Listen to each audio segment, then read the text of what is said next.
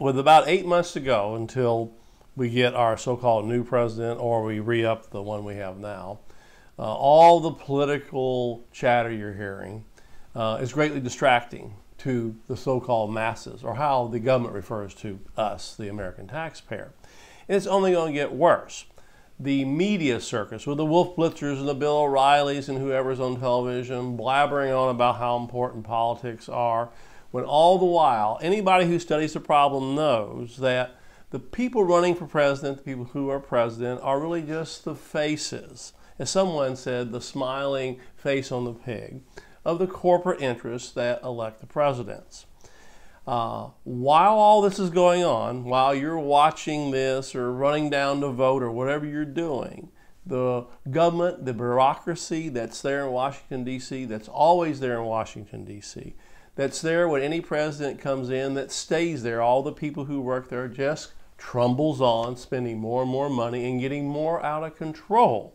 All this is detailed in my commentary, Mayhem in the Making, which you can read at rutherford.org, which gives you much more information which you should take into hand and challenge your so-called representatives. It is clear that the government today that's working in Washington, D.C. Is marching in lockstep with the corporate state.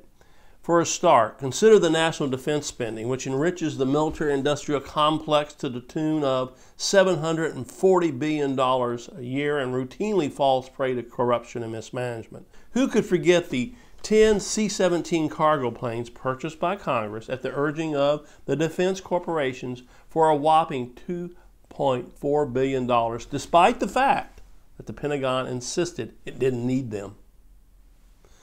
Then there's the $4 trillion war on terror, which has seen at least $31 billion and as much as $60 billion or more lost to waste and fraud by military contractors and other government officials.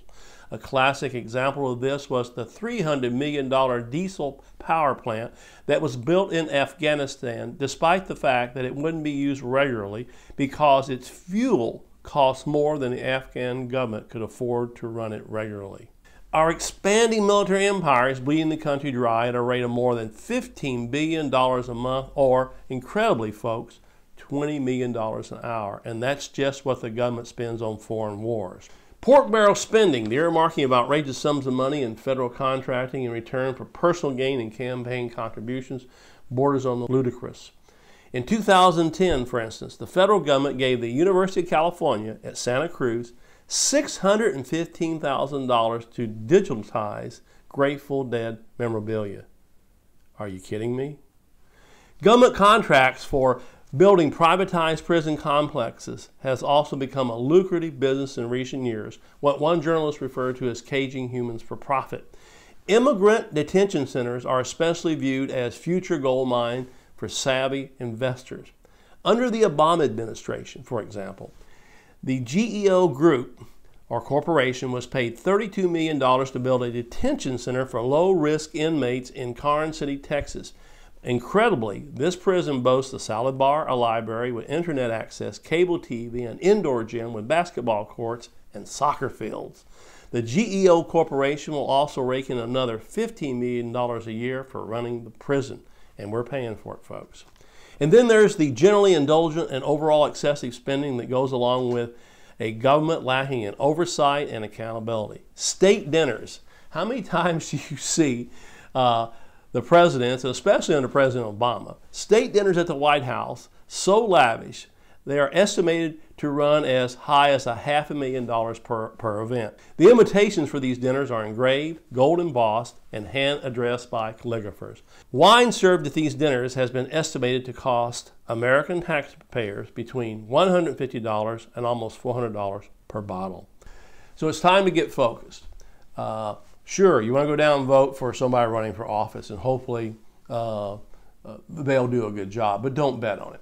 So what do you need to do? Folks, you need to get actively involved in your local governments. You need to stay on these people's backs, read our commentaries at the Rutherford Institute, become active. Don't sit back and listen to the media heads talk to you about how great this guy is or how bad that guy is. Remember, as I said in the opening to this podcast, strong corporate interests now run this country, and they're the real enemy. But the guy you're going to have to target, or the lady you're going to have to target, or the woman you're going to have to target, or the man you're going to have to target are those people who say they represent us, and stay on their backs. Hopefully we can curb some of this corruption.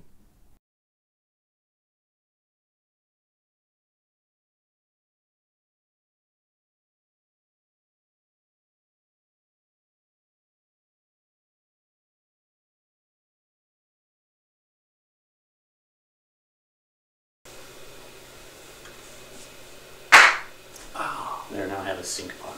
Okay. Whoa. Sorry about that. No vodcast today. I'm really shaking up. That's really psychologically damaging. I'm sorry. Okay, you ready? Yeah. All right.